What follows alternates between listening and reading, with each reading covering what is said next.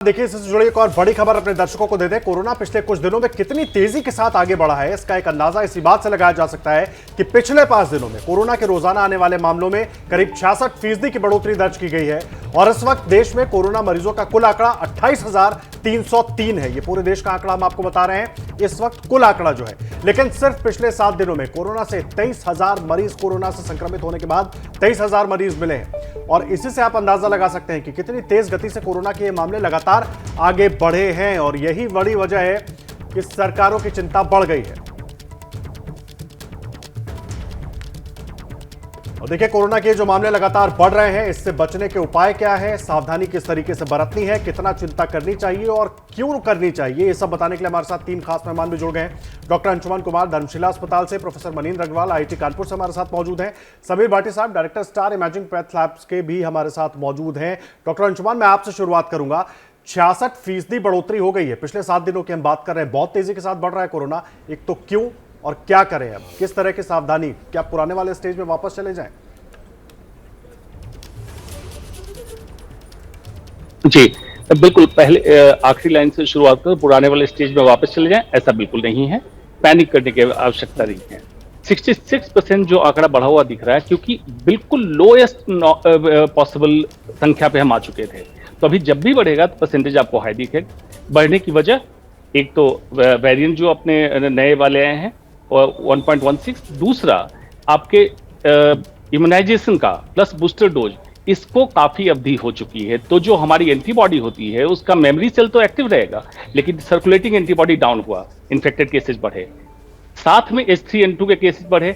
तो सेम तकलीफ लेके मरीज जब अस्पताल पहुंच रहा है तो उसका कोविड टेस्ट भी हो रहा है और H3N2 भी हो रहा है। तो एसिम्प्टोमेटिक केसेस भी आपके डिटेक्ट हो रहे हैं, जैसे कि RT-PCR पॉजिटिव केसेस। तो इन सब का मिला जुला असर आपको बढ़ता हुआ दिख रहा है। सावधानी जरूरी है, क्योंकि अभी इस वेरिएंट के बारे में मौतों की संख्या का पता नहीं है। हमारा कंसर्न 2 ही है, मौतों की संख्या और हॉस्पिटलाइजेशन। अगर इनमें बढ़ोतरी नहीं होती तो हमारे लिए बहुत ज्यादा चिंता का विषय नहीं होगा। ठीक, डॉक्टर अंशुमान जी, आप हमारे साथ बने रहिए, बाकी सारे मेहमान हमारे साथ बने हुए हैं। उधर एक बड़ी खबर हम दर्शकों तक पहुंचा दें कि कानपुर IIT के प्रोफेसर मनींद्र जी का दावा है कि मई महीने में हर दिन कोरोना के 20,000 लोग संक्रमित हो सकते हैं। प्रोफेसर मनींद्र अग्रवाल ऐसा कह रहे हैं। उनका दावा है कि मई का महीना बेहद क्रिटिकल हो सकता है, 20,000 केस संभव हैं। मनींद्र अग्रवाल जी, मेरा सवाल आपसे यह है कि हर्ड इम्यूनिटी का क्या हुआ? वैक्सीन लगी है लेकिन उसके बावजूद भी खतरा बरकरार है। माना कि नए वेरिएंट्स हो सकते हैं और लोग अस्पताल नहीं जा रही, अच्छी बात है, घर में ठीक हो जा रहे हैं, लेकिन अगर सिम्टम है इसलिए वो चेकअप करा रहे हैं, अपना टेस्ट करा रहे हैं, यानी कि अभी भी कोरोना इम्यूनिटी पर असर कर रहा है, आगे निकल रहा है। देखिए, पहली बात तो 20,000 केसेस प्रतिदिन कोई बहुत बड़ा नंबर नहीं है भारत जैसे देश के लिए। इससे हॉस्पिटलाइजेशन या किसी भी तरह की सीरियस बीमारी की कोई भी अंदेशा नहीं है। जैसे अभी डॉक्टर साहब ने बताया कि एक बेसिक स्तर की इम्यूनिटी लगभग सबके अंदर है, जिससे कि कोरोना होता भी है तो ज़्यादा सीरियस नहीं होगा।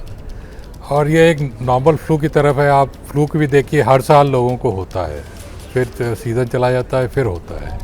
उसी प्रकार कोरोना भी बन गया है, साल में एक बार इस तरह का आप हमेशा देखेंगे। नंबर्स बढ़ेंगे, कुछ हद तक ऊपर जाएंगे, फिर नीचे आ जाएंगे।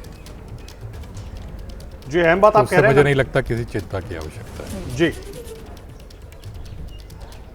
लेकिन एक बात बहुत अहम हो जाती है, जिस तरह डॉक्टर साहब ने भी कहा कि आपने भी कहा, नंबर्स बढ़ेंगे जरूर, और जब नंबर्स बढ़ते हैं तो जाहिर सी बात है पैनिक भी होता है, लोगों में चिंता भी होती है, डर भी होता है।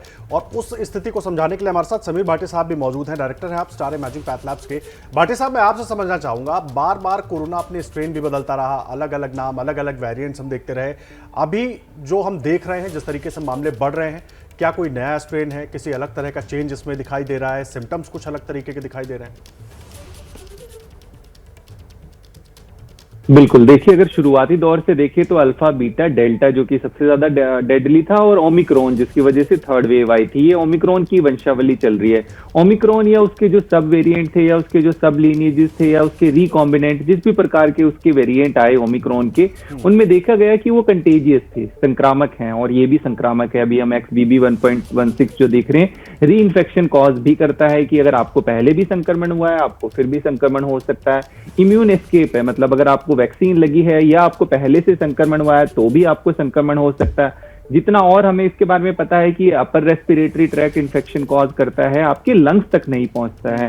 हॉस्पिटलाइजेशन इसमें थर्ड वेव में हमने देखा नहीं कि जिस तरह से बढ़ा, और वो फिलहाल अभी भी हम देख नहीं रहे, ना ही बीमारी की गंभीरता। तो यहाँ पर पब्लिक हेल्थ के पॉइंट ऑफ व्यू से भी हम देखते हैं कि R0 वैल्यू की, भाई 1% कितने व्यक्तियों को संक्रमित कर रहा है, ये अभी बहुत ज्यादा इसके ऊपर उस तरह से पैनिक होने की जरूरत नहीं है। हाँ, पॉजिटिविटी रेट को भी यहाँ पे बहुत ज्यादा ट्रैक करने की जरूरत नहीं है। यहाँ सिर्फ हमें देखना है कि हॉस्पिटलाइजेशन तो बढ़ रहा है कि नहीं बढ़ रहा। बाकी एक चीज पे ध्यान जरूर देखना होगा कि चाहे हमने ओमिक्रॉन के केसेस भी देखे, उनके अंदर भी पोस्ट कोविड और लॉन्ग कोविड जरूर देखा गया है। तो इसलिए लोग ध्यान जरूर देखें, जब भी राइज होता है उस समय एटलीस्ट आपको सभी तरह की सावधानियां बरतने की जरूरत है, जिसके लिए हम बार बार अलर्ट करते रहते हैं। इसमें सबसे इंपॉर्टेंट आ जाता है क्योंकि बूस्टर 27% लोगों ने लिया, और उसमें काफी लोग ऐसे भी हैं जो कोमॉर्बिड वाले हैं जिन्होंने बूस्टर नहीं लिया। तो एटलीस्ट कोमॉर्बिड लोग अपना बूस्टर जरूर ले लें।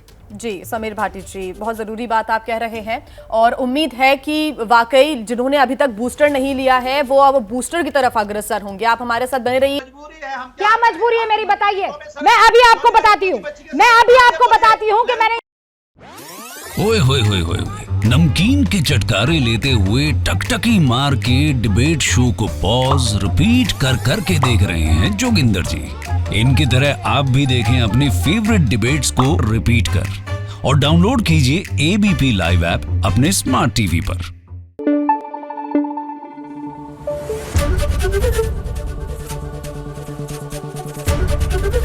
एबीपी न्यूज आपको रखे आगे।